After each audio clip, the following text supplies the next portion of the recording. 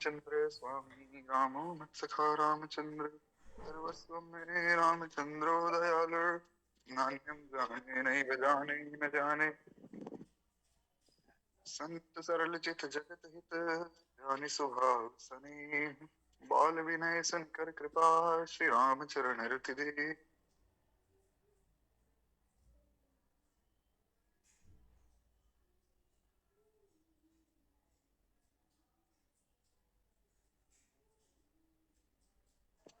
बंदो संत समान चित हित अनहित नहीं कोई कलिगत शुभ सन्निधि बंद कर दो बार बार पद बंदो श्री नाभा आभा ऐन ताड़े उगा वेद को अरु भक्त माल रस हरिजो आए विराजी कथा सुनहु इतिहास तुम श्रोताया माल के तब पद रज हम दास मंगल आदि विचार रह वस्तु न और अनु हरिजन को जस गावते हरिजन मंगल रूप सब संतन निर्णय कियो श्रुति पुराण इतिहास भजबे को दुई सुधर है ये हरि के हरिदास प्रहलाद नारद पराशर पुंडरीक व्यासंबरीश शुक शौनक भीष्म दाल्म्यां ऋकुमंगलार्जुन वशिष्ठ विभीषणादीन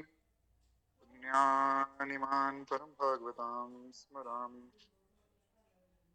वाञ्छाकल्पतरुभ्यश्च कृपा सिन्धुयैव च पतितानां पावनेभ्यो श्रीवैष्णवेभ्यो नमो नमः। भक्ति भक्त भगवंत गुरु चतुर्नाम वपु एक इनके भगबंधन किए तो नासत विघ्न अनेक बोले भक्त वत्सल भगवान की जय। हरिशरणम अनंतानंत कोटि ब्रह्मांड नायक असंख्य कल्याण गुणगण निलय अखिल हित प्रतीक भक्त वांछा कल्पतरु भक्त वत्सल शरणागत वत्सल भगवान की महती कृपा करुणा से हम आप सब श्री भक्तमाल जी का श्रवण लाभ ले रहे हैं।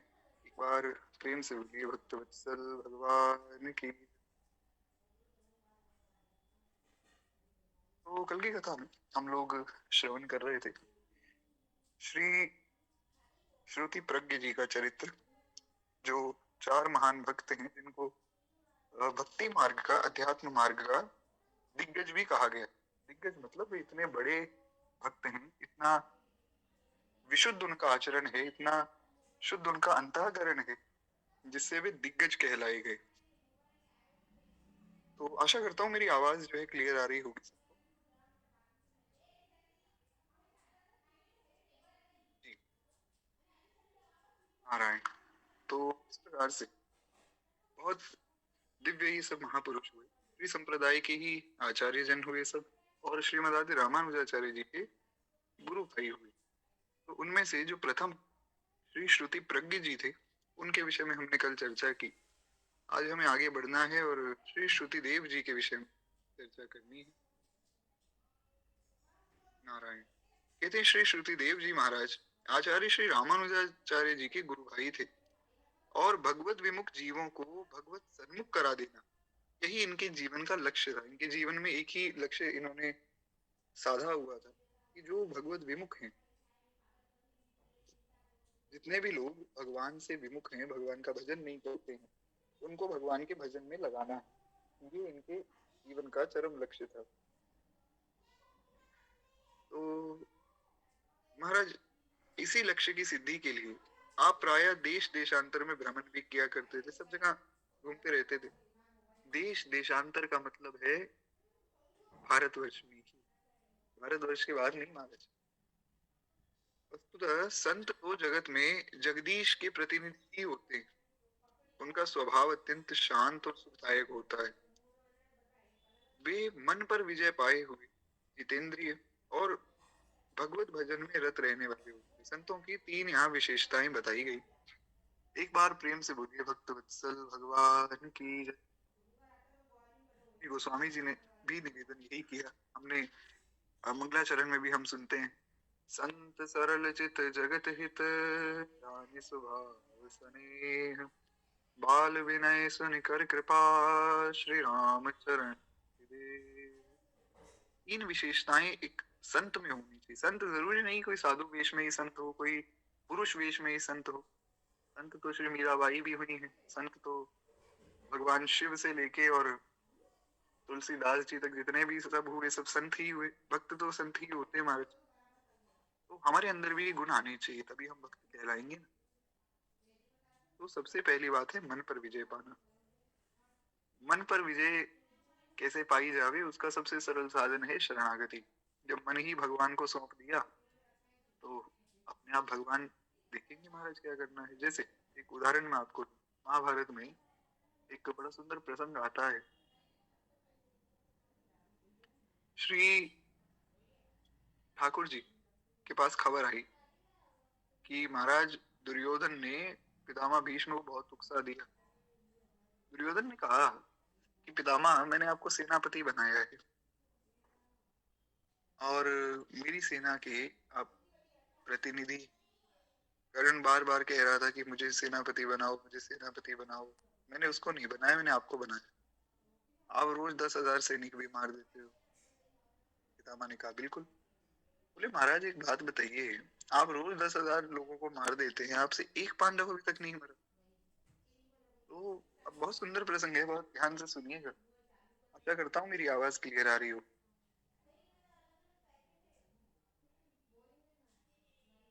मेरी आवाज आ रही है ना नारायण? तो महाराज दुर्योधन ने कहा कि आप एक भी पांडव को अभी तक नहीं मार पाए। मुझे ऐसा लगता है, मतलब दुर्योधन ऐसा कह रहा है, महाभारत में ऐसा वर्णन आया।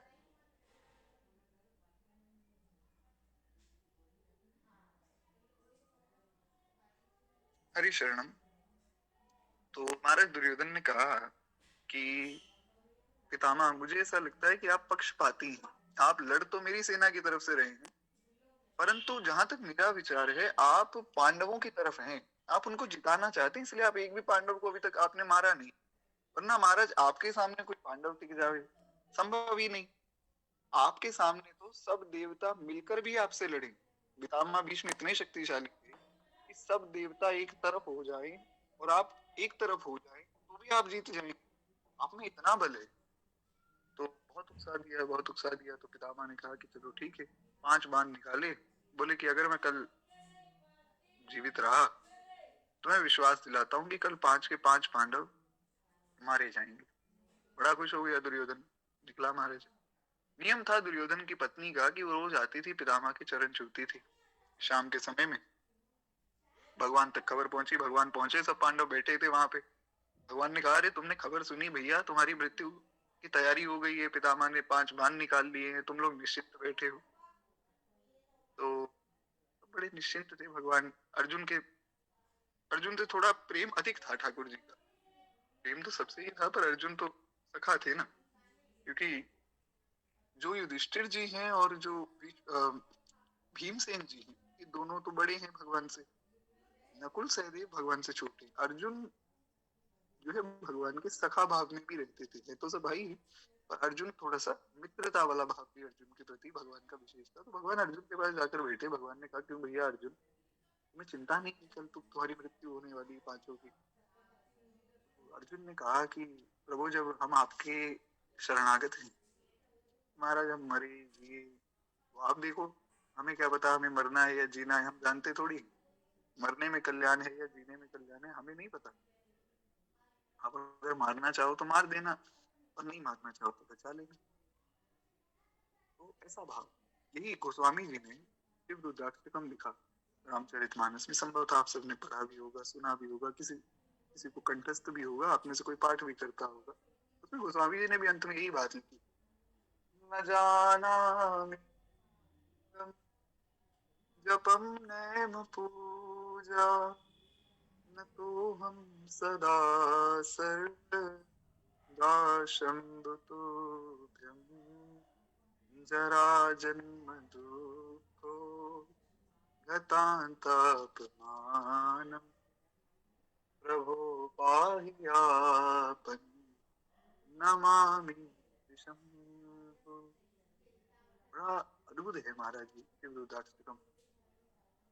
तो इसमें कितनी सुंदर बात गोस्वामी जी ने लिखी, न जानामि योगम जपम नैम पूजा। प्रभु मुझे कुछ भी नहीं आता है, ये जो सब मैं कर रहा हूँ, ये भी मैं आपकी ही कृपा से, आपकी ही आशीर्वाद से कर रहा हूँ। जो मुझसे बन रहा है वो भी आप बनवा रहे हैं, और जो मुझसे बिगड़ रहा है वो भी आप ही बिगाड़ रहे हैं महाराज। कल हमने सुना था, मैंने आपको कहा था कि बहुत कठोर हृदय करके इस बात को सुनना होगा, या तो पूर्ण रूप से विश्वास हो धर्म भी भगवान और अधर्म भी भगवान, या फिर जो है दूसरी बात, सिद्धांत को लेकर चलते रहे महाराज, पता नहीं कब पहुंचे।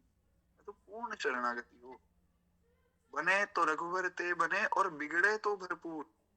गोस्वामी जी ने ये नहीं कहा कि सिर्फ बने ही बने, गोस्वामी जी ने कहा बिगड़ जाए तो भी बहुत अच्छा है, भगवान ही बिगाड़ेंगे, पर बिगाड़े केवल ठाकुर जी, दूसरा ना बिगाड़े, बनाए भी ठाकुर जी, बिगाड़े भी ठाकुर जी। फिर एक बार प्रेम से बोलिए भक्त वत्सल भगवान की जय। नारायण। तो इस प्रकार से अर्जुन ने कहा, प्रभु हम तो कुछ नहीं जानते, अब आप देखिए, आपको बचाना है तो आप बचा लीजिएगा, मारना हो तो महाराज को प्रेम से मारो। भगवान पहुंचे, भगवान ने कहा द्रौपदी जी को कि चलो द्रौपदी तैयार हो जाओ। द्रौपदी जी तैयार हुई। भगवान ने कहा घूंघट कर लेना मुख के आगे। तो द्रौपदी जी ने कहा प्रभु जो आज्ञा। द्रौपदी जी ने घूंघट कर लिया मुख के आगे। हाथ में श्री ठाकुर जी ने जो है द्रौपदी जी की जो पाँव में क्या पहनती माताएं जो भी पहनती हैं, आप समझ जाइएगा, कुछ जो द्रौपदी जी ने पहना हुआ था पाँव में, वो हाथ में ले लिया भगवान ने, और जो है श्री ठाकुर जी ने दासी के वस्त्र पहन लिए। भगवान ने कहा हमें दासी के वस्त्र पहना दो। द्रौपदी जी ने कहा कि प्रभु आप कैसी बात कर रहे हैं, आप दासी के वस्त्र पहन के कैसे लगेंगे। भगवान ने कहा तुम पहना कर तो देखो, हम तो लाली बन के एकदम लाली ही लगते हैं महाराज, हमारा तो बचपन का अभ्यास है। आही अहीर की छोहरिया छछिया भर छाछ पे नाच नचावे। हमारा तो बचपन का अभ्यास है, हमें तो ब्रजमंडल में नचाया ही ऐसे ही गया है। हमें तो लाली बना देते थे सब सखियां, सब गोपियां, और हमें नचाती थी। महाराज ठाकुर जी ने दासी के वस्त्र पहने। ठाकुर जी तो ठाकुर जी जिस भी स्वरूप में आवे, भगवान तो मधुर ही लगते हैं। तो मधुराधिपते अखिलम मधुरम, भगवान बड़े मधुर लग रहे थे दासी स्वरूप में भी। चले हैं महाराज द्रौपदी जी के पीछे पीछे। द्रौपदी जी पहुंची हैं और प्रणाम किया पितामह को। पितामह ने कहा कि सौभाग्यवती भव। द्रौपदी जी ने कहा प्रभु अभी तो आपने कहा मैं तुम्हारे पांचों पतियों को मार दूंगा, अभी आप कहते हैं सौभाग्यवती भव, क्या माना जाए क्या ना माना जाए। तो समझ गए पितामह, कृष्ण आए हैं संग में, कथा आप सबको ज्ञात है। फिर भगवान ने वो पांचों बांध ले दिए, और आगे फिर भगवान ने पितामह को आशीर्वाद भी दिया। पितामह ने फिर आगे वचन भी दिया। पितामह ने कहा तुमने मेरी प्रतिज्ञा तोड़वाई है, अब मैं तुम्हारी प्रतिज्ञा तोड़वाऊंगा। तुमने प्रतिज्ञा दी है ना कि मैं अस्त्र नहीं उठाऊंगा, तुम्हें अस्त्र उठाना होगा कृष्ण। भक्त भगवान का झगड़ा होगा। ये झगड़ा भी बड़ा मधुर है, भगवान की हर लीला मधुर ही। भगवान का कोई भी कार्य ऐसा है ही नहीं जो किसी के मन में क्लेश पैदा कर दे, मधुर ही मधुर है, स्वरूप ही मधुर है ना भगवान का पूरा।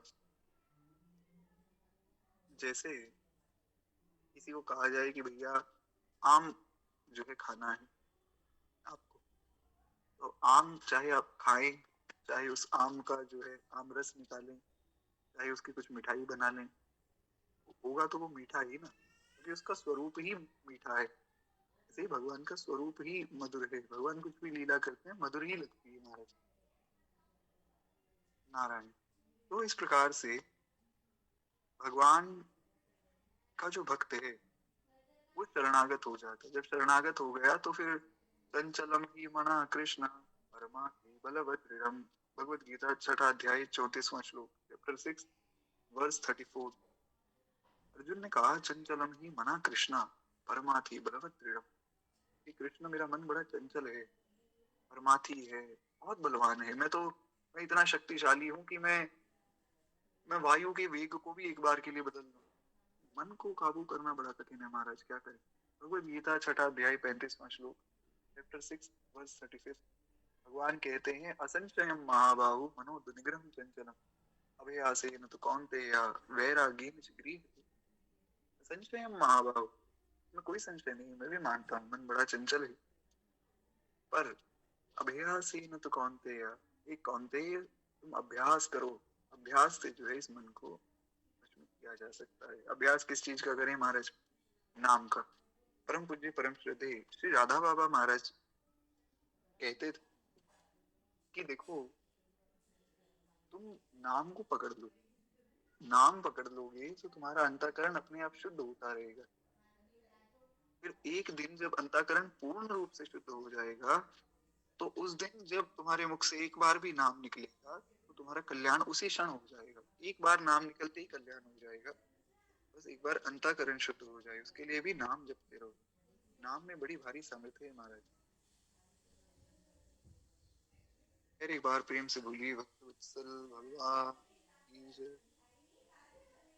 इस प्रकार से भगवान का भक्त होता है जितेंद्रिय। एक तो हो गया मन पर उसने विजय पा ली, एक हो गया जितेंद्रिय, अपनी इंद्रियों पर विजय प्राप्त कर ली, और एक होता है भगवत भजन में रत, उसे कहते हैं संत। संत वही है जो भजन करे, भगवान का स्मरण करे। तो कहते हैं उनका कार्य ही होता है कि वे संसार आसक्त जड़ जीवों को सचेत करके भगवान की ओर लगाते हैं। जो संत होते हैं उनका यही काम है कि वो संसार में आसक्त जीवों को भगवान की तरफ मोड़े महाराज। इसलिए गोस्वामी जी हुए, श्री सूरदास जी हुए, श्री मीराबाई हुई, कितने कितने संत हुए, उन्होंने यही तो सिखाया कि भजन करो। और नामाचार्य श्री हरिदास ठाकुर जी महाराज 22 बाजारों में कोड़े मारे गए, मोहे लाखों कोड़े मारो पर हरि का नाम उचारो।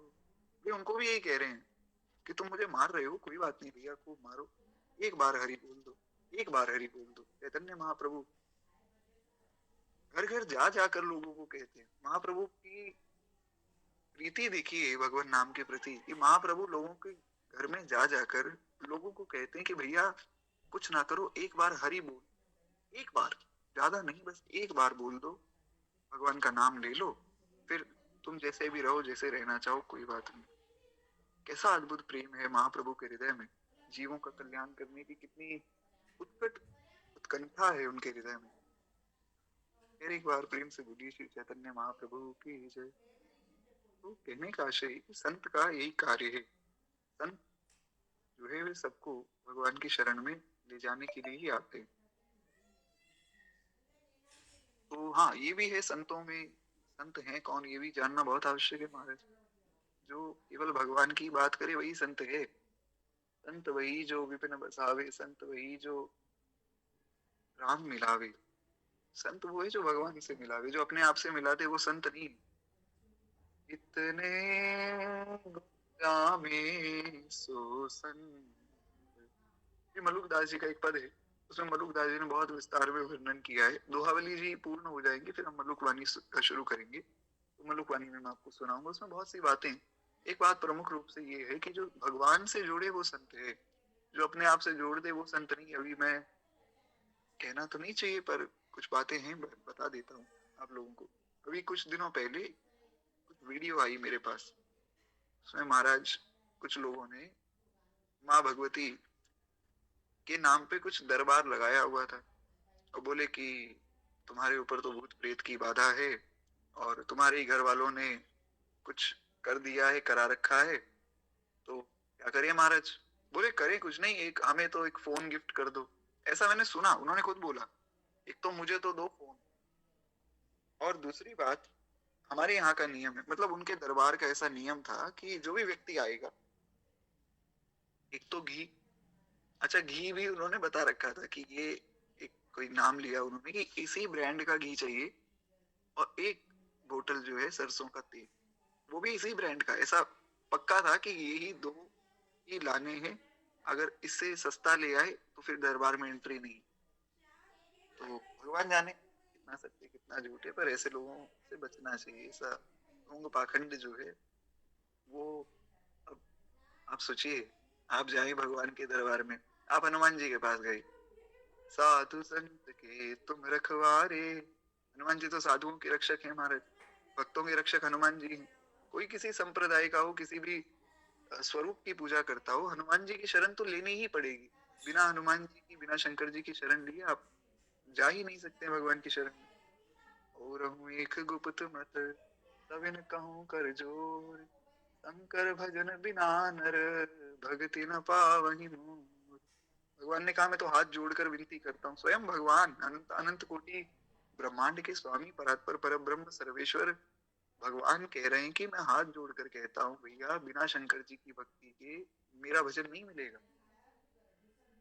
तो अब मान लीजिए आप शंकर जी के पास हनुमान जी के पास गए, हनुमान जी कहें कि ठीक है काम हो जाएगा, तो ऐसा करो कि एक तो घी लेकर आओ खूब बढ़िया वाला, एक जो है तुम हमें ला कर दो बढ़िया सरसों का तेल, और इसी ब्रांड का ला कर दो।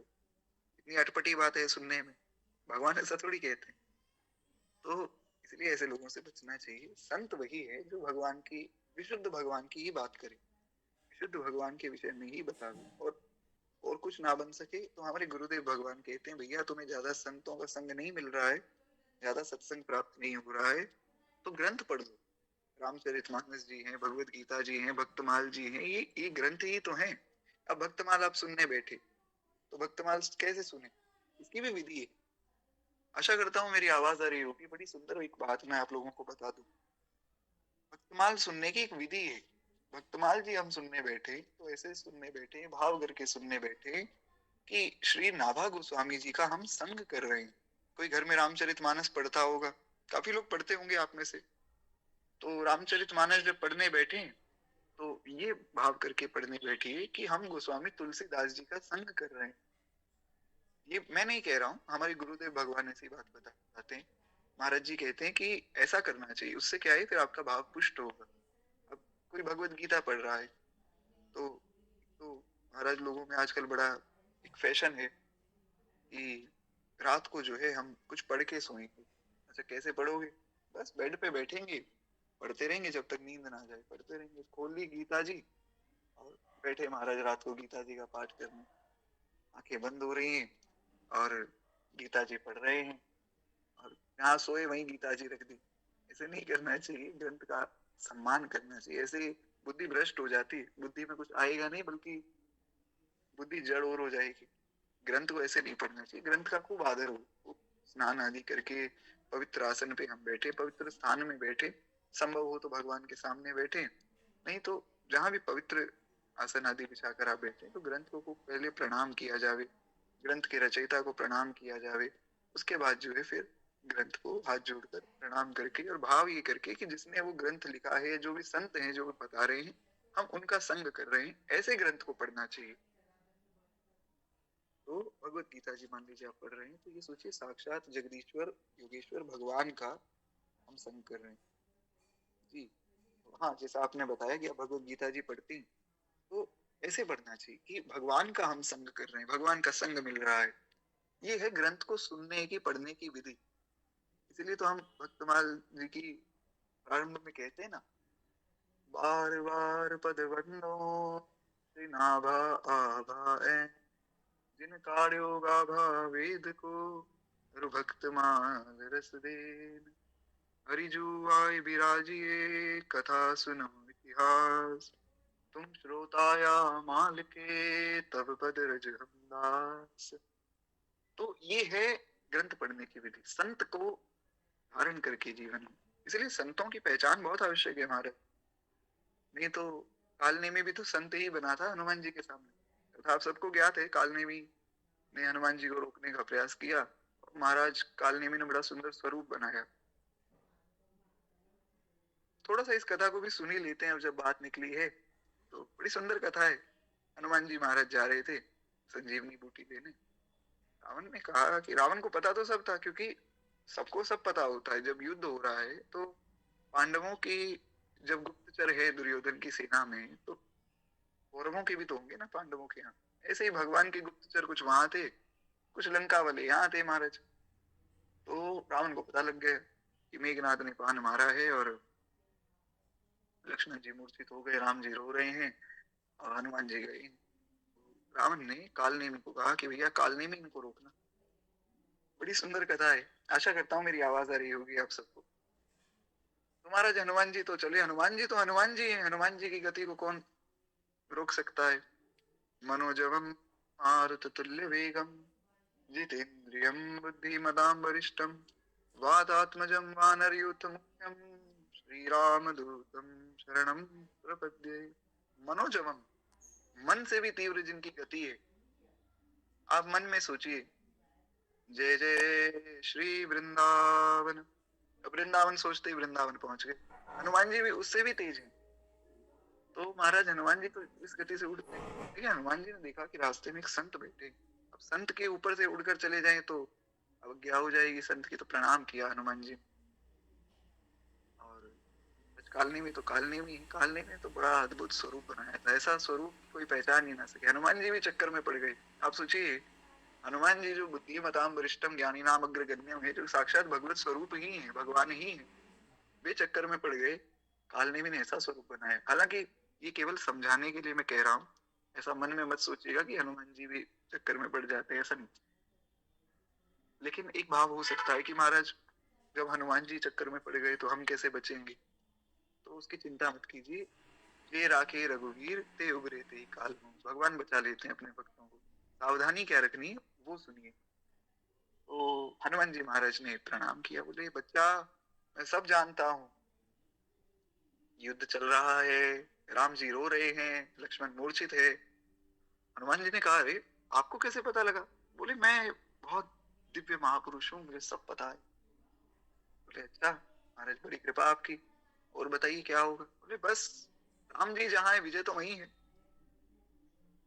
तो यत्र योगेश्वरो कृष्णो यत्र पार्थ धनुर्धर, कहा ना गीता जी में संजय ने, जहाँ कृष्ण है, जहाँ अर्जुन ने धर्म, वही है, वही विजय है। जहाँ कृष्ण है वहां ही विजय होगी ना।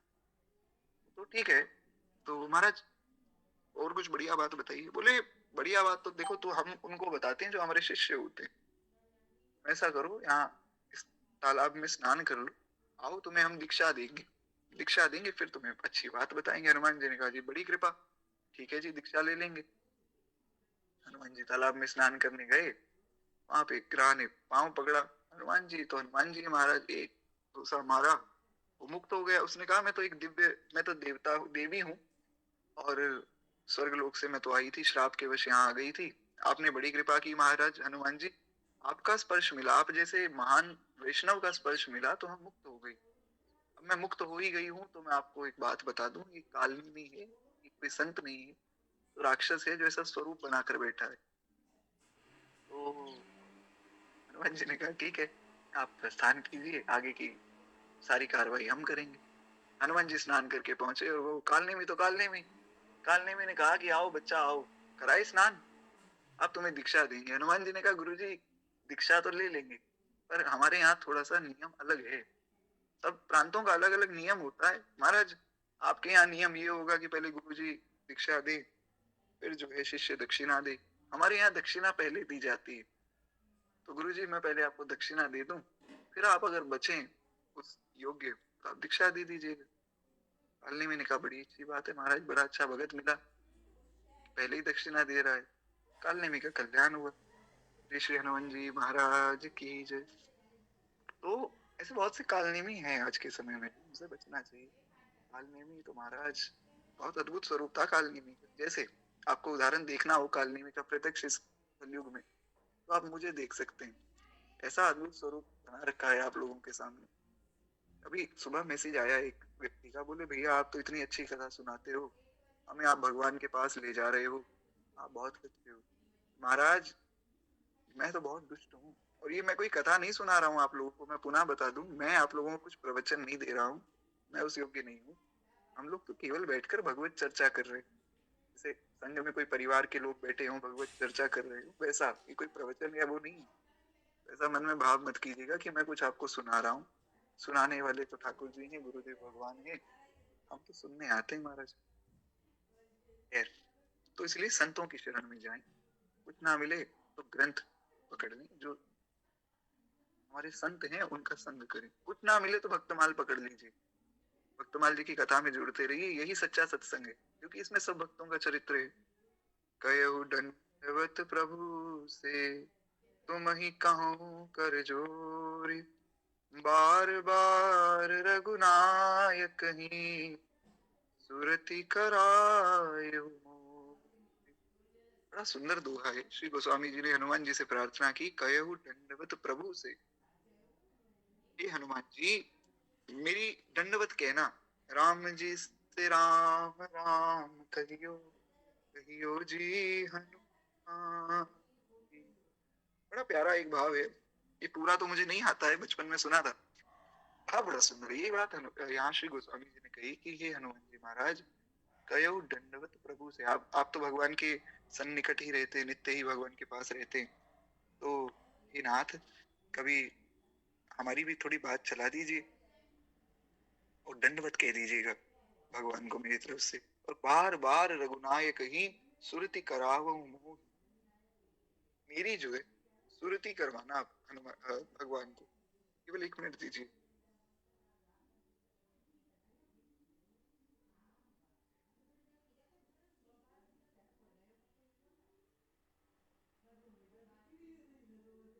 हरि शरणम। आशा करता हूँ मेरी आवाज आ रही होगी आप लोगों को। तो हनुमान जी से प्रार्थना कर रहे हैं गोस्वामी जी की, हे प्रभु, हे हनुमान जी महाराज, आप बार बार जो है श्री ठाकुर जी को मेरी सुरति करवाना, ताकि ठाकुर जी मुझ पर कृपा करें। तो ऐसे ही हम इन सब संतों से प्रार्थना करें, भक्तमाल से यही तो शिक्षा लेनी। इन सब भक्तों से हम प्रार्थना करें कि जैसा आपका चरित्र है, जैसा आपका प्रेम है, उसका कुछ अंश मात्र हमें भी प्राप्त हो, हम भी कुछ भजन साधन में लगे, कुछ भगवान की सेवा कर पाए। ऐसा ऐसा भाव लेकर आप जब भक्तमाल की कथा सुनने बैठेंगे तो वास्तव में आपका सुनना और दास का कहना सफल हो जाएगा। नारायण। कहते हैं इस प्रकार से संतों का ये कार्य है कि वे संसार में जो डूबे लोग हैं उनको वहां से निकाल के भगवान की शरण में डालते हैं। संत हमारे माता पिता और संत ही भाई बंधु, संत मिलावे राम से और काटे जम के फतू। ये कबीरदास जी ने कहा, संत भगवान से मिलाते हैं। हमारे महाराज जी कहते हैं कि जीव के साधन में उतनी सामर्थ्य नहीं है जितनी तीव्रता से संत कृपा से जो है साधक भगवान तक पहुंच सकता है। इसीलिए संतों की शरण। अच्छी बनेगी तेरी बिगड़ी बनेगी, संतन के संग लाग रे, तेरी अच्छी बनेगी। संतों के संग लगना चाहिए, और उसमें भी जो भगवान की बात करे केवल उसके ही संग। मैं पुनः बार बार निवेदन कर रहा हूं महाराज, अगर कोई कालनेमी मिल जाए उससे अच्छा तो कोई ना मिले। एक संत भी जीवन में है तो बहुत बड़ी कृपा है।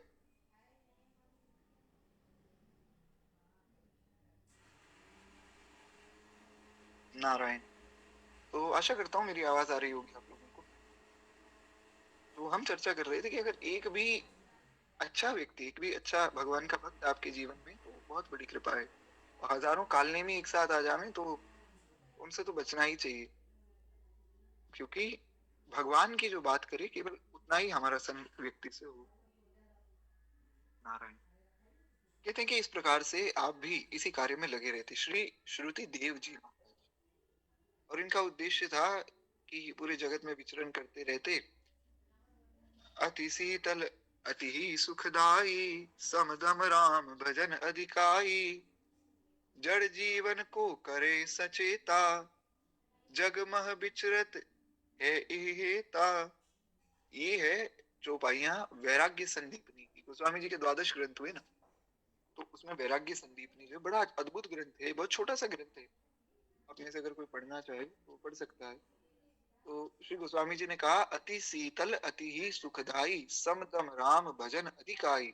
संत कैसे होते हैं? अति शीतल अति सुखदाई, बहुत शीतल, बहुत शांत, बहुत शील गुण बहुत प्रधान होता है। शील गुण क्या होता है उस पर थोड़ी चर्चा करें। तो स्वामी जी ने कहा, मोद नमन तन पुलक नयन जल, सो नर खे हर खाऊ, सुनि सीतापतिशील स्वभाव। शील क्या है? हमारा शील गुण बड़ा अद्भुत गुण है।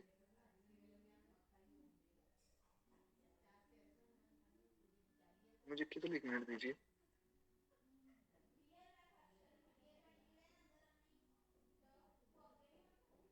नारायण। तो शील गुण जो है सब में होना चाहिए। हमारे महाराज जी तो कहते हैं कि शील अगर किसी में नहीं है वो भक्त कैसा। क्योंकि शील गुण की तो भगवान में प्रधानता है। जी, बड़ा अद्भुत प्रश्न है आपका। शील और सुशील दो हैं, वास्तव में एक ही है। देखिए, शील गुण क्या होता है? शील गुण हम सीखे भगवान से। श्री ठाकुर जी को गुरु जी ने बताया कि राघव, भगवान ने कहा गुरु जी, आपने गंगा जी के विषय में बताया, ताड़का का वध करवाया, आदि आदि सब बातें, वो ठीक है। गुरु जी, एक शिला दिख रही है मुझे, ये क्या शिला है? तो विश्वामित्र जी ने कहा कि राघव, इस शिला पर तो महाराज पशु पक्षियों की नजर नहीं पड़ती, तुम्हारी नजर कैसे पड़ गई?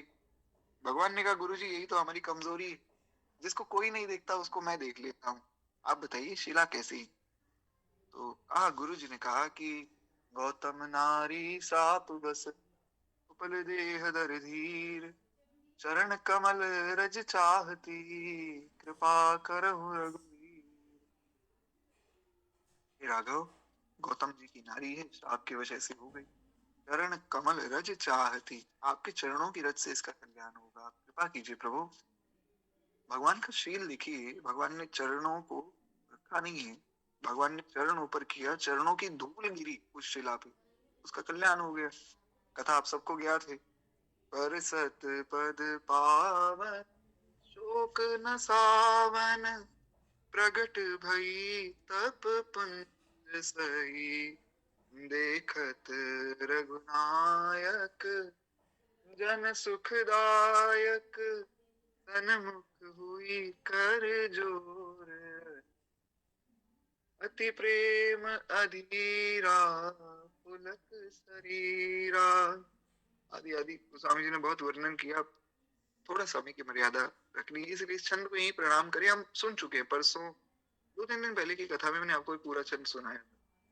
अहिल्या जी का उद्धार हुआ, तो अहिल्या उद्धार के बाद भगवान का शील कैसा है? भगवान चिंता में पड़ गए महाराज, इस बात की चिंता में पड़ गए। तो स्वामी जी कहते हैं भगवान को ये चिंता होने लग गई कि मैंने एक क्षत्रिय होकर एक ब्राह्मणी के सिर पर पांव रखा। भगवान ने पांव रखा थोड़ी, भगवान ने तो केवल चरण ऊपर किया, चरण की रज पड़ते ही वो जो है शिला से अहिल्या हो गई। पर भगवान का शील कैसा है कि भगवान को ये चिंता होने लग गई, मैंने एक ब्राह्मणी के सिर पे पांव कैसे रख दिया? ये है शील गुण। रावण को भगवान ने मारा, भगवान चिंता में पड़ गए। लोगों ने कहा महाराज दुनिया सारी आपकी जय जयकार कर रही है और आप चिंता में पड़ गए, किस बात की चिंता है आपको? भगवान ने कहा मुझसे एक ब्रह्म हत्या हो गई। शील गुण, संकोच बहुत है भगवान में। तो शील गुण का अर्थ संकोच नहीं होता।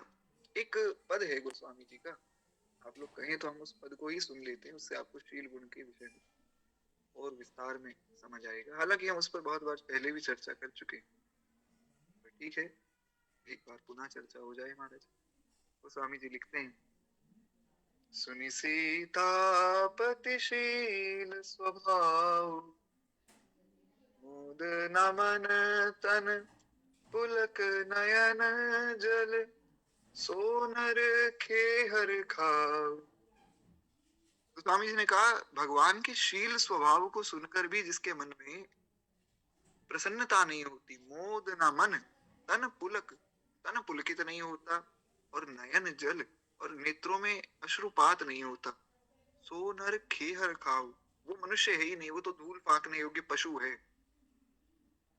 अच्छा महाराज, ऐसा क्या शील है भगवान का? तो स्वामी जी कहते हैं, शिशुपन ते पितु मात बंधु गुरु, सेवक सचिव सखाऊ, कहत राम बिदु बदन हरि सोहे, सपने हु लखे न काऊ, सुनि सीतापतिशील स्वभाव। गोस्वामी जी कहते हैं, शिशु पनते पितु मात बंधु गुरु सेवक सचिव सखाऊ, कयउ राम बिदु बदन हरि सोहे, सपने हु लखे न काऊ। किसी से कोई अपराध हो जाता, भगवान का कभी क्रोध भगवान को आया ही नहीं। आपको कैसे पता महाराज? ऐसा प्रश्न किया गया गोस्वामी जी से कि आपको कैसे पता?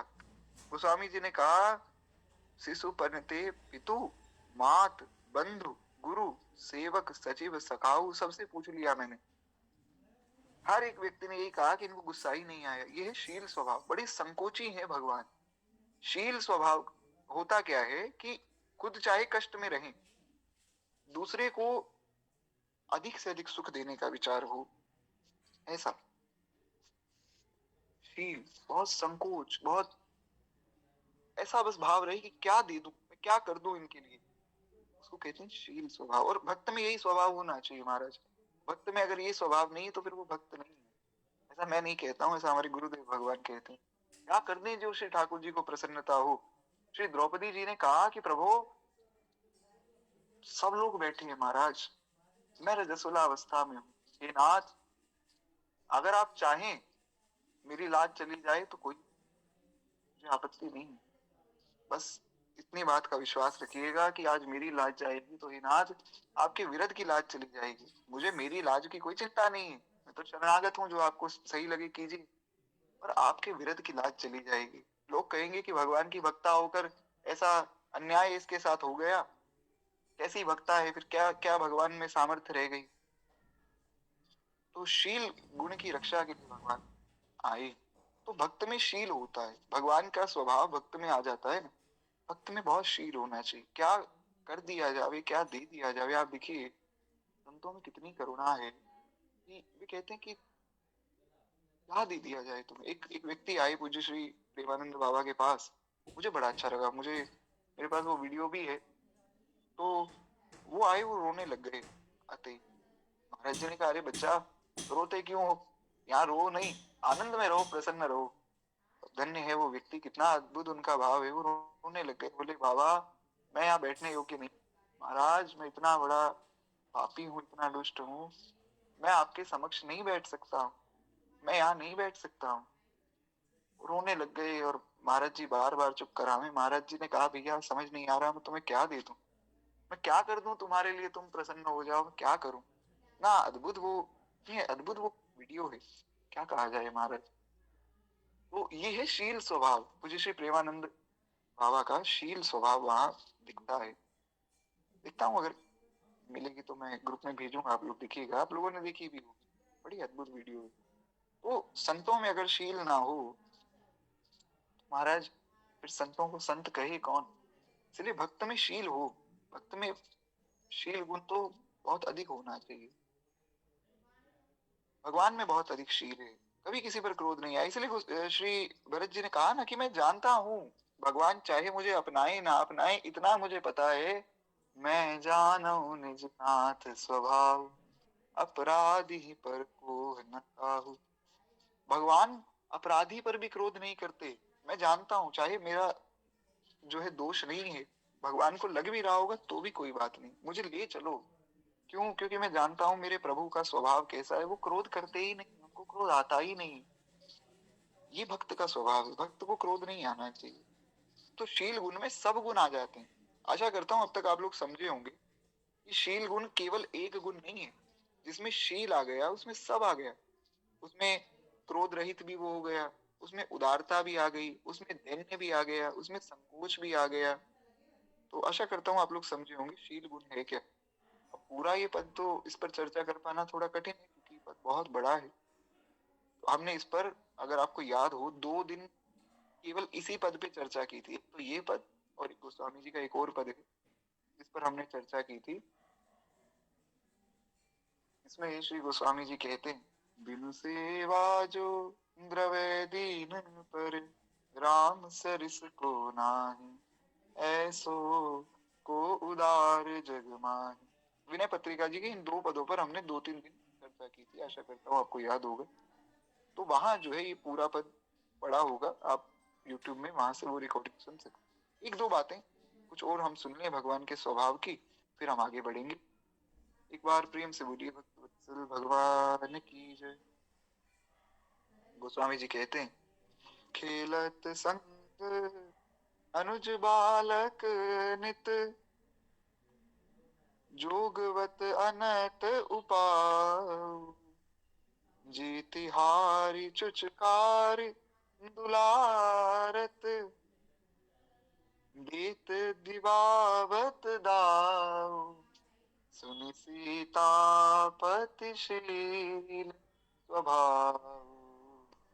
कितना अद्भुत स्वभाव है महाराज ठाकुर जी का। कहते हैं कि खेलत संग अनुज बालक नित। भगवान अपने अनुजों के साथ, अनुज जो है भरत जी, लक्ष्मण जी, शत्रुघ्न जी, और अनुज बालक नित्य, जो अन्य बालक हैं, जो आसपास के बालक हैं, उन सबके साथ नित्य भगवान खेलते हैं। भगवान का नियम है रोज खेलते हैं, चाहे कृष्ण लीला हो चाहे राम लीला हो, भगवान खूब खेलते हैं, खूब आनंद लेते हैं ठाकुर जी। जोगवत अनंत उपाऊ। अब पहली बात तो महाराज भगवान के विरुद्ध कोई खड़ा ना हो। हमने कहा कि कोई भी खेल होता है तो दो पक्ष होते हैं ना, दो टीम्स होती हैं। तो सबने कहा भाई टीम बना लेते हैं। तो एक तरफ राम जी खड़े हुए, लक्ष्मण जी तो पहुंच गए। सबने कहा भैया लक्ष्मण ये तो गलत बात है, आप हर बार भगवान की तरफ ही खड़े हो जाते हो। लक्ष्मण जी ने कहा चाहे खेल हो चाहे कुछ भी हो, मैं तो भगवान से अलग नहीं रहूंगा। बोले चलो ठीक है। अब राम जी के विरुद्ध कौन खड़ा हो? सबने कहा हम राम जी की तरफ रहेंगे। तो भगवान के चेहरे पर थोड़ा संकोच हुआ। भगवान ने कहा फिर खेलेंगे कैसे? भगवान थोड़े से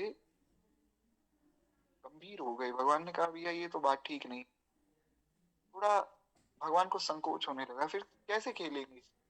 अब भरत जी ने देखा कि सरकार को कष्ट हो रहा है। भरत जी तुरंत जो है दौड़े और दूसरी तरफ गए। ये भक्त का शील देखिए, भक्त का शील कैसा है। लोगों ने खूब दुत्कारा, अरे भरत जी कैसे भाई हो, राम जी के विरुद्ध खड़े हो गए, राम जी के विरुद्ध, हे राम, भरत जैसा भाई तो किसी को ना मिले, आदि आदि बहुत बातें। बालक तो बालक हैं, ये कोई ईर्ष्या के भाव से नहीं कह रहे, केवल प्रेम भाव से कह रहे हैं। सब बालक आपस में, बालक बड़े भोले होते हैं ना, तो प्रेम से जो मन में आया कह दिया।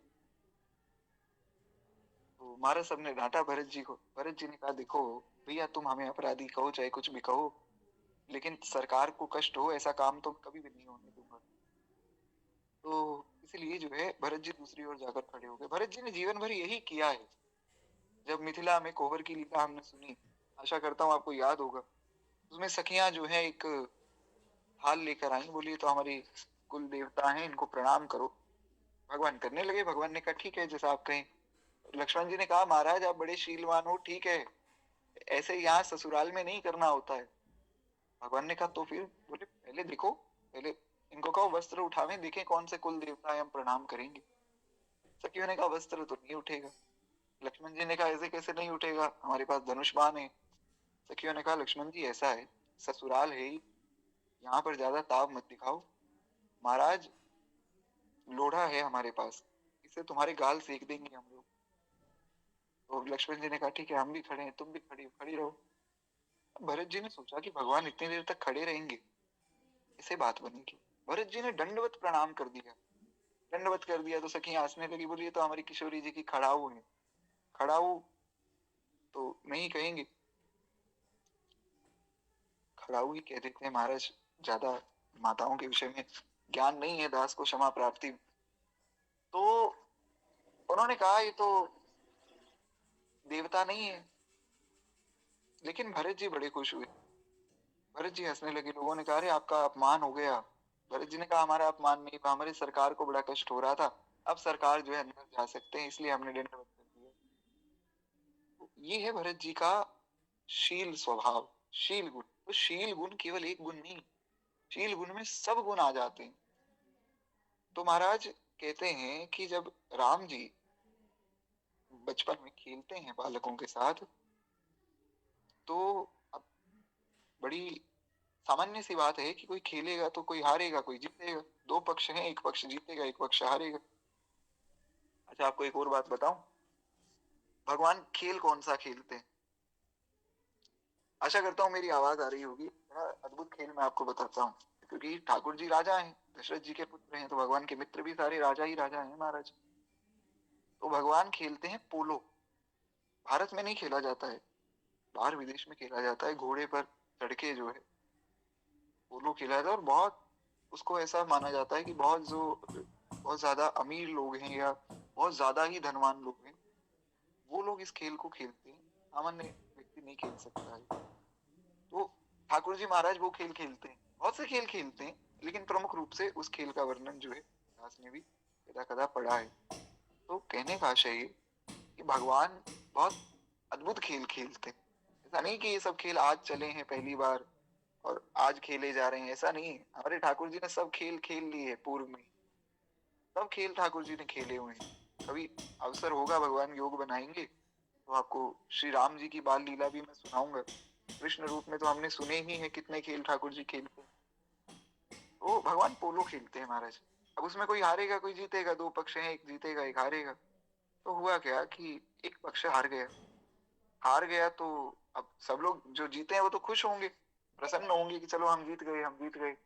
जो हारे हैं भगवान उनके पास जाते हैं और जाकर उनको हृदय से लगाकर उनको पुचकारते हैं, जैसे कोई माँ जो है अपने बालक को पुचकारती है कि कोई बात नहीं तुम हार गए कोई बात नहीं। फिर जो है भगवान उनको पहला दाव दे देते हैं।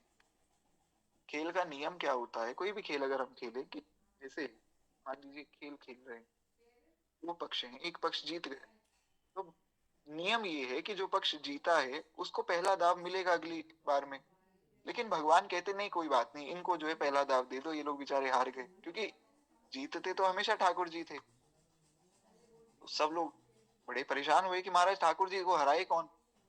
तो भगवान ने देखा कि ये लोग बेचारे बड़े कष्ट में हैं, ये हमें हरा नहीं पा रहे, तो भगवान खुद ही हार जाते हैं, जानबूझकर हार जाते कि हाँ हाँ मैंने देखा यही जीते। भगवान के संग वाले कहते प्रभु हम जीत रहे थे, आपने जो है चीटिंग की है महाराज, आपने इनको जिताया है धोखे से। भगवान कहते नहीं नहीं भैया, इनका दाव लगा था ये जीत गए थे, अब की जीत इनकी हो गई। इसलिए श्री भरत जी ने कहा ना चित्रकूट में जब भरत जी गए बनाने, तो भरत जी ने यही तो कहा प्रभु मैं जानता हूँ आप बचपन में भी मुझे जानबूझकर जिता देते। आपका स्वभाव यही है, सुन सीतापतिशील स्वभाव, ऐसा अद्भुत भगवान का शील है, क्या कहा जाए। एक बार प्रेम से बोलिए भक्त वत्सल भगवान की जय।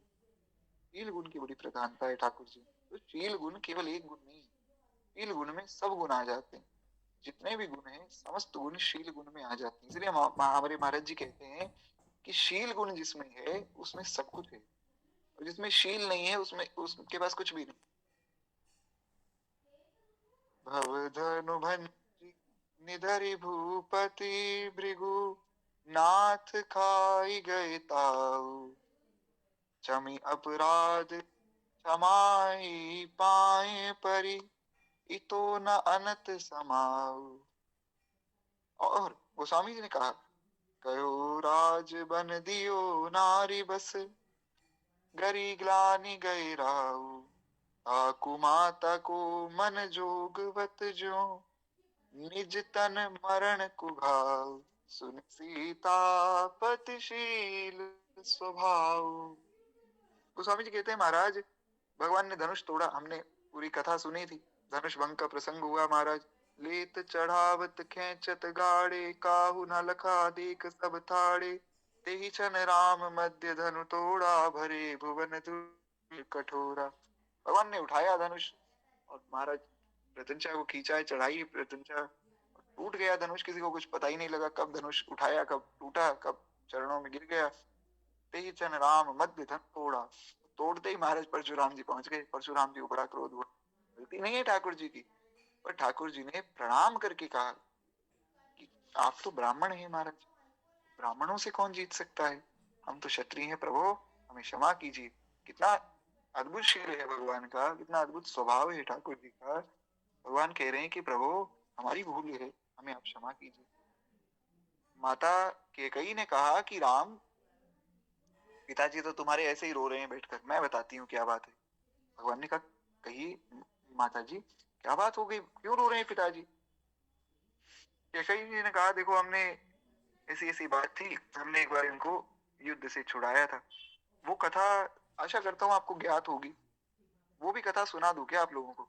एक बड़ी सुंदर कथा है, वाल्मीकि रामायण आदि में बहुत विस्तार में नहीं है, वो अध्यात्म रामायण आदि में है कि क्यों मिले थे कैकेयी जी को दो वरदान क्यों मिले, उसके पीछे भी एक कथा आती है।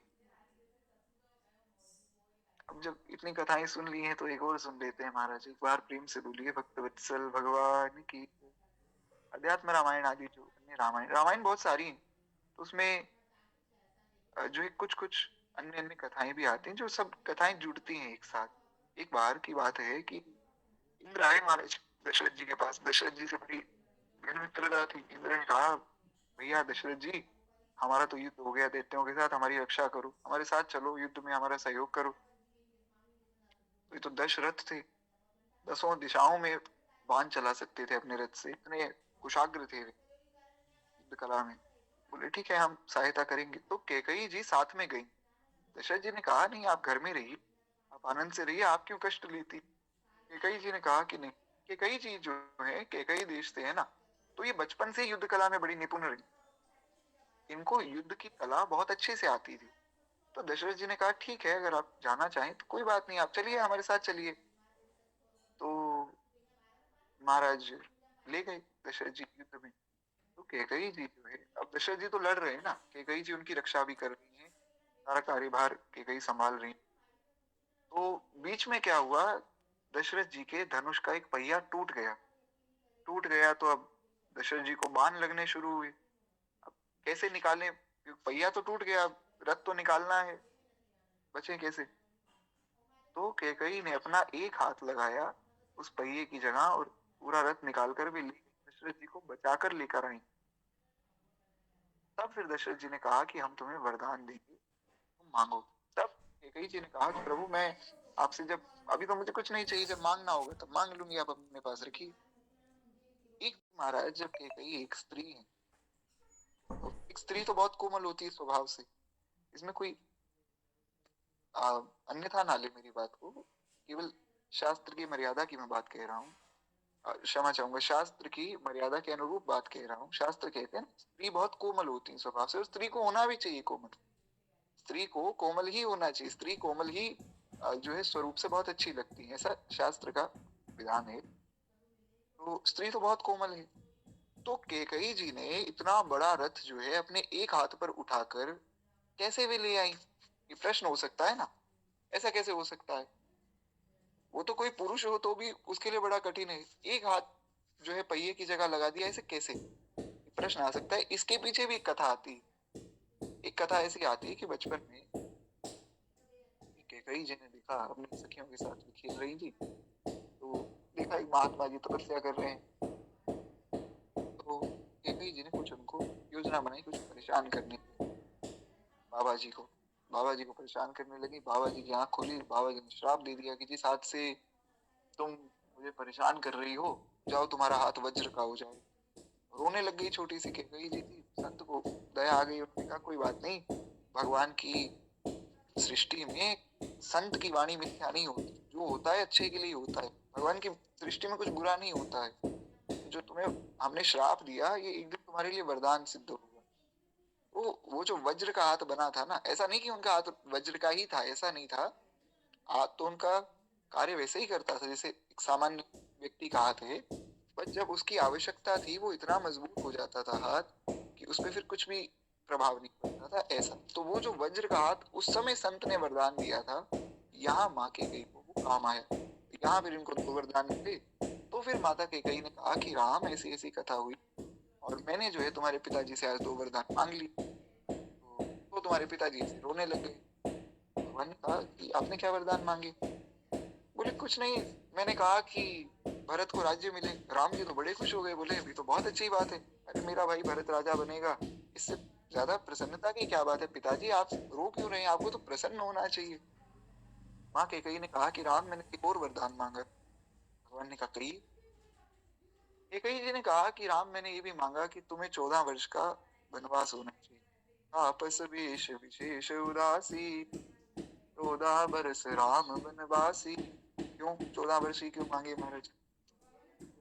एक शास्त्र में बात आई, महाभारत में भी इसका वर्णन है और वाल्मीकि रामायण में भी है, अन्य शास्त्रों में भी यदा कदा वर्णन आता है कि 12 साल तक जब एक व्यक्ति एक जगह पर रह जाता है तो वो फिर उसके अधिकार क्षेत्र में आ जाती है वो।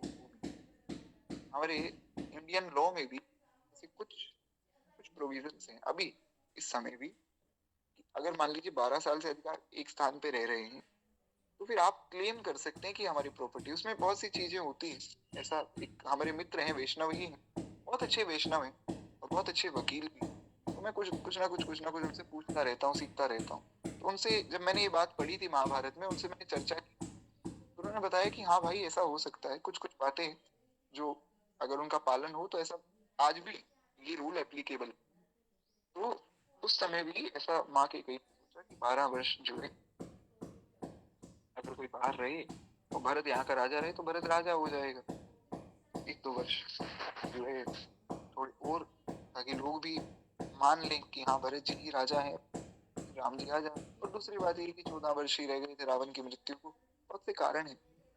तो राम जी का शील कैसा है? भगवान ने कहा कि अरे भैया, तुम्हें जब ये 2 बातें ही मांगनी थी तो तुमने अपने 2 वरदान क्यों व्यर्थ कर दी?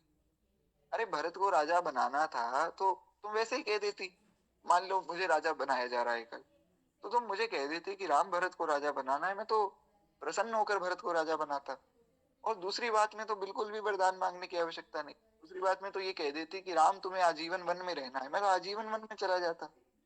तुम ऐसे इतनी परेशान हो रही हो भैया, इतने संकोच कर करके बोल रही हो, पिताजी भी परेशान है, वन में जाना है कोई बात नहीं, चले जाएंगे, वन में चले जाएंगे, कोई आपत्ति नहीं। कब जाना है? कैकेयी जी ने कहा अभी जाना है। बोले ठीक है, अभी निकल जाते हैं। तो भगवान को कोई कष्ट ही नहीं है। बोले जैसे तुम्हें सुख मिले तुम भैया प्रसन्न रहो, तुम चिंता मत करो, और पिताजी को भी शांत कराओ, हम चले जाएंगे। ये है शील गुण। भरत जी ने कहा कि, भरत जी ने कितनी कितनी बातें कही। भरत जी ने कहा कि ये बात कहते समय जब तुमने राम को वन में भेजा, तुम्हारी जीवा कटके गिर क्यों नहीं गई? अरे तुम्हारी जीवा गल क्यों नहीं गई? अरे कुमाता, इतना बड़ा पाप करते समय तुम्हें एक बार भी लाज ना आई? कितनी कितनी बातें भरत जी ने कही, पर महाराज ठाकुर जी ने कुछ नहीं बोला। ये भगवान का शील है। एक बार प्रेम से बोलिए भक्तवत्सल भगवान की जय। और भी बहुत सी जो है पंक्तियां हैं इस दोहे की, इस पद की, पर अब हमें थोड़ा आगे बढ़ना है। इस पद को हम ही प्रणाम करें। एक बार प्रेम से बोलिए भक्तवत्सल भगवान की जय। तो बड़ा ही अद्भुत शील है भगवान का, इसलिए इस शील गुण को हमें भी जीवन में धारण करना चाहिए। शील गुण तो जो है भक्त के जीवन में अवश्य ही होना चाहिए, और कुछ हो ना हो, शील गुण हो, क्योंकि अगर शील गुण आ गया तो सब गुण आ जाएंगे, ऐसा शास्त्र वचन है। अति शीतल अति सुखदाई समदम राम भजन अधिकाई, जड़ जीवन को करें सचेता, जग मह विचरत है हेता। ये बात गोस्वामी जी ने कही कि अति शीतल होते हैं जो संत होते हैं, अति ही सुखदाई होते हैं, बहुत सुख देने वाले होते हैं।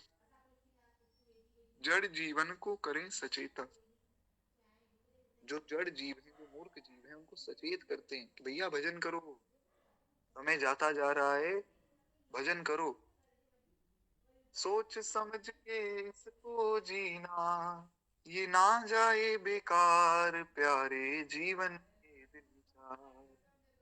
संत जो है सचेत करते हैं। कक्का कृष्ण हमारी सकल घट व्याप, करे करावे आप सकल जा नहीं कोई, काटे संकट दास के, करुणा में भगवान, काम क्रोध मद लोभ में, बूढ़े सो अभिमान, केवल राम भजो रे भाई, केवल राम भजो रे भाई। श्री मलुकदास जी का पद, केवल राम भजो रे भाई, केवल राम भजो, तो भजन में लगाते हैं, और इसी हेतु से वे विचरण करते रहते, इसी हेतु से वे जन सामान्य का कल्याण करने के लिए विचरण करते हैं। ये है संतों का स्वभाव। यदि श्रुति देव जी महाराज इसी प्रकार के संत थे। श्रुति देव जी जो है उन्होंने नीरस हृदय को सरस बनाया और घर घर में भक्ति का प्रचार किया। एक बार की बात है, भक्ति का प्रचार करते हुए आप जो है संतों की मंडली के लिए एक ऐसे राज्य में पहुंच गए जहां राजा ईश्वर और धर्म को ना मानने वाले नास्तिक थे। जो राजा था वो कैसा था कि ईश्वर और धर्म को नहीं, वहां की प्रजा जो है राज कर्मचारी सब नास्तिक हो गए थे, क्योंकि यथा राजा तथा प्रजा, जैसा राजा होगा वैसी प्रजा हो जाएगी। तो राजा बहुत अच्छा होना चाहिए, धर्म का पालन करने वाला होना चाहिए, जैसा राजा होता है वैसी प्रजा हो जाती। तो कहते हैं वहां की प्रजा भी नास्तिक हो गई थी। तो ये जो श्रुति देव जी थे, ये महाराज संतों की मंडली लेकर राजा के उपवन रुक गए। वहां आस पास नानार्थ कोई जल स्त्रोत्र सरोवर आदि था नहीं। तो इन्होंने क्या किया कि संत मंडली उनके कुएं से जल लेने लगे। स्नान तो करना था, भजन करना है, पूजा करनी है महाराज, करनी है महाराज, तो स्नान तो आवश्यक है। तो इन संतों ने क्या किया कि उस राजा के वन में, बाग में जो कुआं था, उस कुएं से ये लोग जल लेने लग गए सब संत जन। और जब जल लेने लगे तो वहां के मालियों और रखवालों ने इनका बहुत अपमान किया कि अरे आ गए जो है नल्ले बाबा जी, काम कुछ करते नहीं है, हमारा जल ले रहे हैं मुफ्त में। कहते श्रुति देव जी के अनुनय करने पर भी उस दुष्ट ने जल लेने नहीं दिया। बहुत प्रार्थना की कि भैया कोई बात नहीं, संत जन है, थोड़ा जल ले लेंगे, क्या हो जाएगा, तो कुएं में कौन सा जल खत्म हो जाएगा, थोड़ा ले लेने दो। बोला नहीं, मैं तो जल नहीं लेने दूंगा। तो ये कुएं के उपवन के पेड़ पौधों को सींचने के लिए जल है, तुम्हारे लिए नहीं, ऐसा कहकर उसने महाराज डांट दिया। तो मालियों को इस प्रकार की अभद्रता और हठ धर्मिता करते हुए देखकर श्रुति देव जी ने संतों से कहा कि आप सब बिना स्नान किए ही भगवत स्मरण कर लें और यहाँ से प्रस्थान करें। आप लोग भगवान का स्मरण करो और महाराज यहाँ से जाओ, मैं यहाँ रुकूंगा।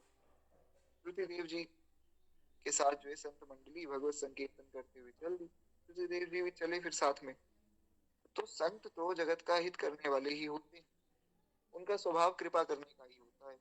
इसलिए जो स्तुति की है देवताओं ने रामचरितमानस में, जय जय सुरनायक जन सुखदायक प्रणत पाल भगवन,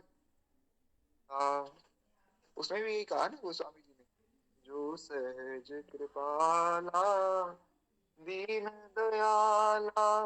भगवान सहज कृपालु, इसे संत भी सहज कृपालु।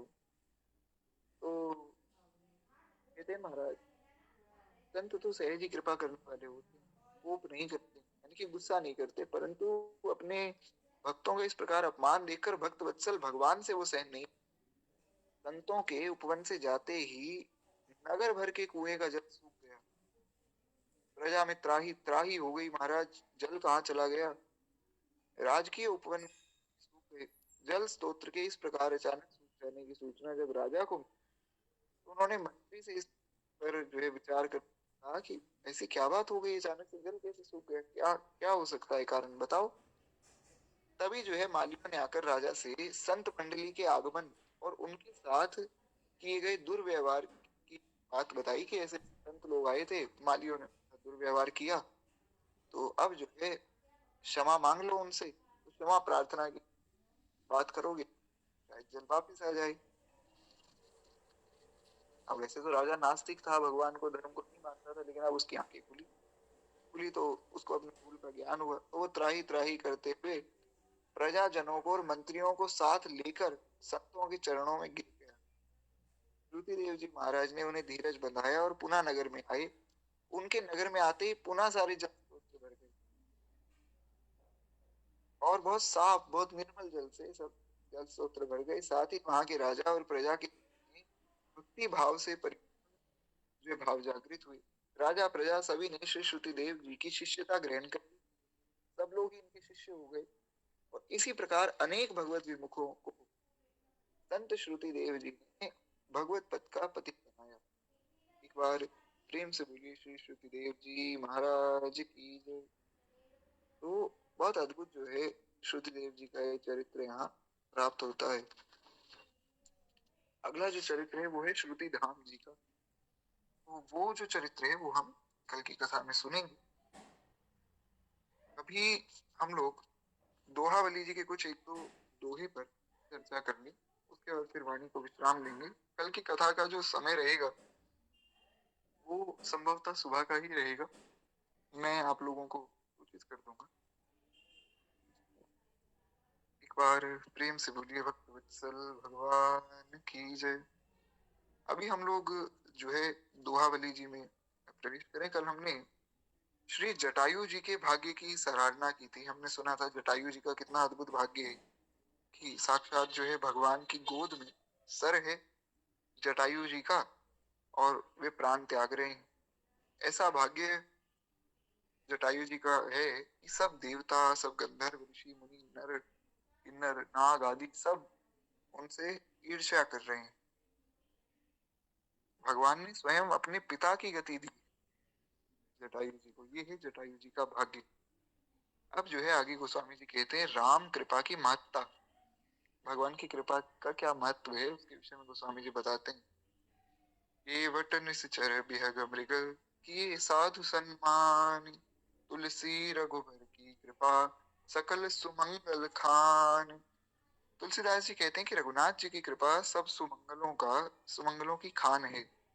उस राम कृपा ने केवट विभीषण, केवट जो है बहुत कोई उच्च कुल के नहीं, विभीषण जी राक्षसों के कुल के हैं। पक्षियों में आ गए जटायु जी, और पशुओं में बंदर भालू आ गए। यानी कि भगवान की कृपा सब पर हुई, मनुष्य पर भी हुई, पशु पर भी हुई, पक्षी पर भी हुई, जो है बंदर भालुओं पर भी हुई, और राक्षसों पर भी हुई। कौन ऐसा है जिस पर भगवान की कृपा नहीं हुई? ऐसी कौन सी योनि है जिसमें भगवान ने कृपा नहीं की? भगवान सब पर कृपा कर रहे हैं, और भगवान ने सबको कृपा करके साधु बना दिया। ये है राम कृपा की महत्ता। इसलिए भगवान की शरण में जाने का अधिकार सबको है। सर्वे प्रपत्ते अधिकारिणः तदा। हमारे श्री मदाद्य रामानंदाचार्य भगवान आचार्य चरण लिखते हैं कि सर्वे प्रपत्ति अधिकारिणः यथा, सबको प्रपत्ति का अधिकार है, सबको भगवत शरणागति का अधिकार है। आगे जो है हनुमान जी के स्मरण की महत्ता बताई। हनुमान जी का स्मरण की क्या विशेषता है वो गोस्वामी जी बताते हैं। एक दो दोहे जो है इसके हम सुने, फिर वाणी को विश्राम देंगे। एक बार प्रेम से बोली भक्त वत्सल भगवान की जय। मंजुल मंगल मोदमय मूर्ति मारुति पूत, सकल सिद्ध करी कर कमल तल सुमिरत रघुबर दूत। ये थे श्री राम जी के दूत वायुपुत्र हनुमान जी, मनोहर मंगल और आनंद की मूर्ति। दो बातें हैं, एक तो मंगल और आनंद, इन दोनों की भी मूर्ति ही है। यानी कि हनुमान जी की शरण में जो जाता है उसका जीवन मंगलमय हो जाता है, और उसके जीवन में केवल आनंद ही आनंद रह जाता है। जिसके हृदय में राम नाम बंद है, उसको हर घड़ी आनंद ही आनंद है।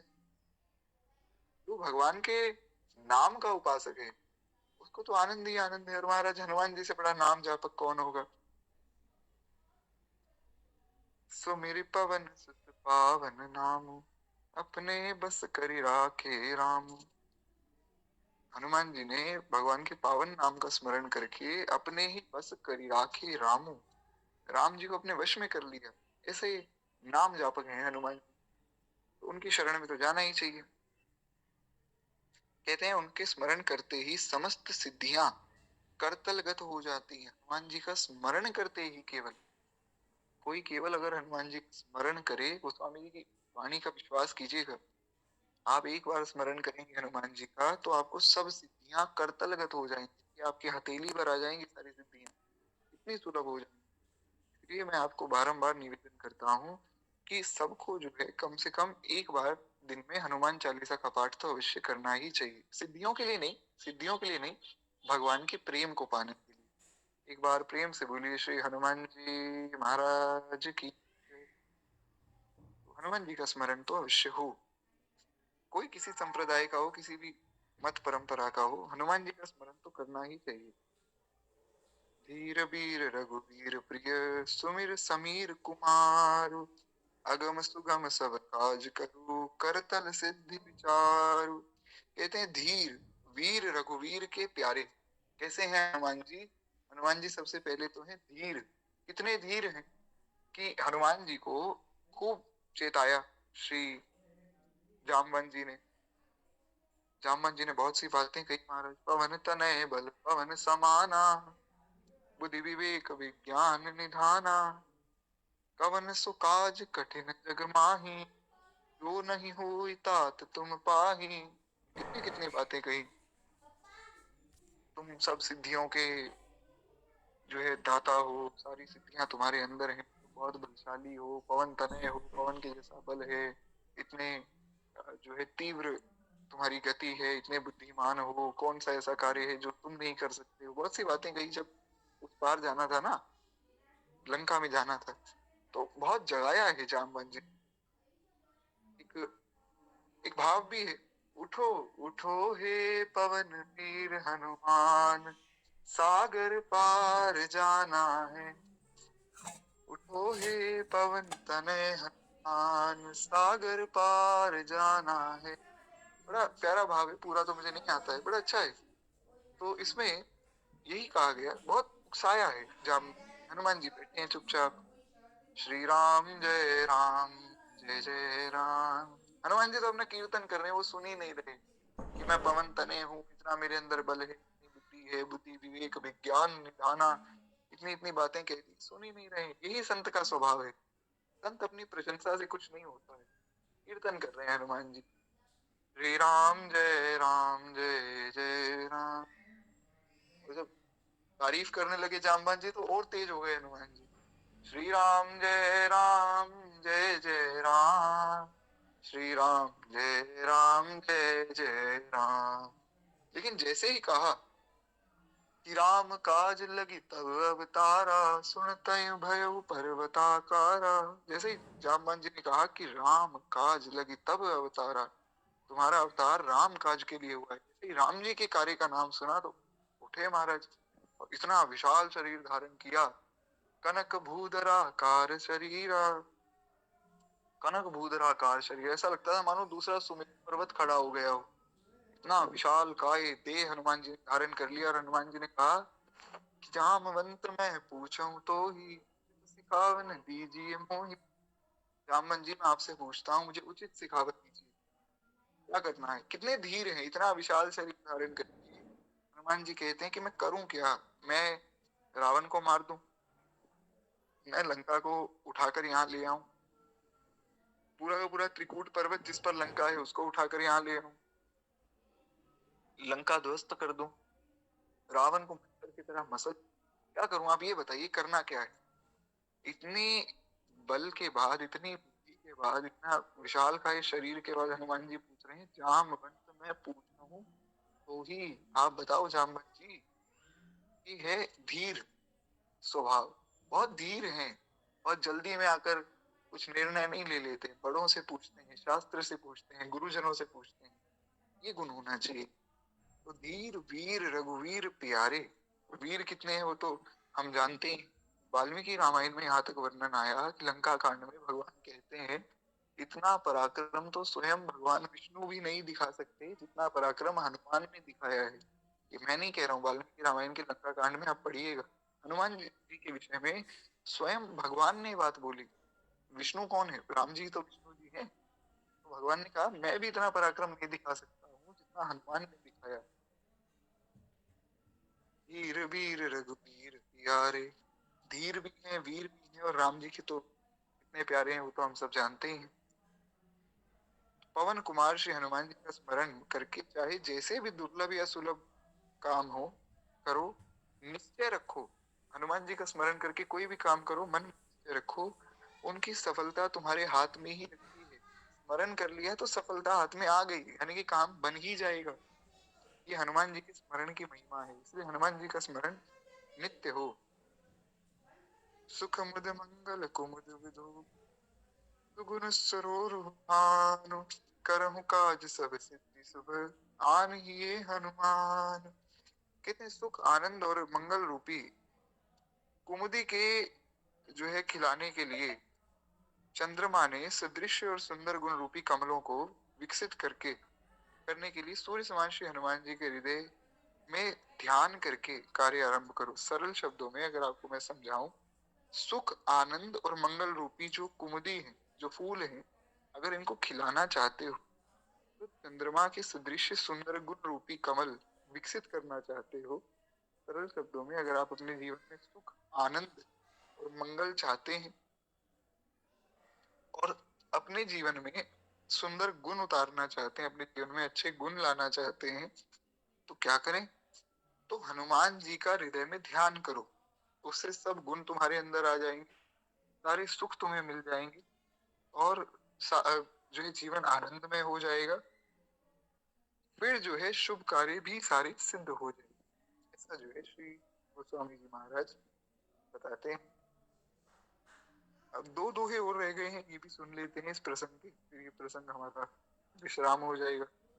सकल काज शुभ समय भल सगुन सुमंगल जान, कीरति विजय विभूति भली ये हनुमान ही आन। कहते श्री हनुमान जी का हृदय में ध्यान करो और ये निश्चय समझ लो कि तुम्हारे सभी कार्य सिद्ध होंगे, दिन अच्छे आ जाएंगे और सभी सद्गुण सुमंगल कीर्ति विजय और विमल विभूति की प्राप्ति हो जाएगी। यह है हनुमान जी के ध्यान की महिमा।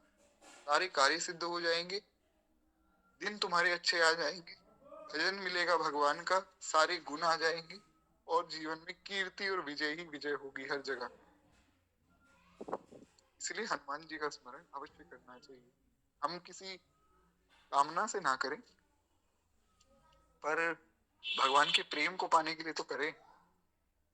एक दोहा और फिर वाणी को विश्राम देंगे। सुर सिरोमणि साहसी सुमति समीर कुमार, सुमिरत सब सुख संपदा मुद मंगल दातार। कहते हैं शूरों के शिरोमणि, यानी कि जो शूर वीर हैं, वीरों में सबसे शिरोमणि हनुमान जी साहसी हैं और सुबुद्धिमान हैं। हनुमान जी की बुद्धि का परिचय तो दास ने आपको दिया ही। बुद्धिमानों में सबसे अग्रगण्य है, बुद्धिमताम वरिष्ठम, ज्ञानी नाम अग्रगण्य। जो ज्ञानी लोग हैं, अगर ज्ञानियों की कतार बनाई जाए तो सबसे पहला नंबर हनुमान जी का होगा, सबसे पहले हनुमान जी खड़े होंगे। और बुद्धिमताम वरिष्ठम, बुद्धिमान लोगों में सबसे बूढ़े हैं हनुमान जी। ऐसा माना जाता है तो सबसे वृद्ध हैं, उनके पास सबसे ज्यादा बुद्धि है, क्योंकि उन्होंने पूरी दुनिया देख ली, उनको सब समझ आ गया। अब तो हनुमान जी भी बुद्धिमानों में सबसे वरिष्ठ हैं, सबसे बड़े हैं। तो कहते हैं सुबुद्धिमान है। ऐसे हनुमान जी का, ऐसे पवन कुमार का स्मरण करते ही स्मरण करने वाले के सब दुख दूर हो जाते हैं, उसको सब प्रकार के सुख मिलते हैं, संपत्ति आनंद और मंगल उसको प्राप्त होता है। एक बार प्रेम से बोलिए श्री हनुमान जी महाराज की। तो इस प्रकार से श्री हनुमान जी के स्मरण की बड़ी भारी महिमा यहाँ पर गोस्वामी तुलसीदास जी महाराज ने बताई है। ऐसे ही हनुमान जी का स्मरण करना चाहिए। ज्यादा कुछ ना बने तो कम से कम जो है एक हनुमान चालीसा तो रोज सबको पढ़ना ही चाहिए। तो अब हम वाणी को विश्राम दें, कल की कथा का समय मैं आपको सूचित कर दूंगा। 2 मिनट प्रेम से बस भक्त माल की आरती करें। इस धन्य नाभा भारती की आरती आरत है, ये भक्त भगवत की कथा सब विश्व का मंगल करे। इस धन्य नाभा भारती की आरती आरत है, नर जाति जब माया विवश ज्ञान तप में पग गई, जन भारती आभात जग जग जगमग गई। अज्ञान माया मोह तम की कालिमा कलई धुरी, तन प्रेम समता सत्य सुख शुचि कंच कलिकाएं। रूप खल कल मल सकल उड़गन प्रभात हो गए, तब सब पथिक सुंदर सुखद हरि भक्ति पथ को पा गए। इस भक्त माला के सकल हरि भक्त जन दाया करो, सच्ची अहिंसा भक्ति में विज्ञान दे माया हर। इस धन्य नाभा भारती की आरती आरत हर। भक्त वत्सल भगवान की जय।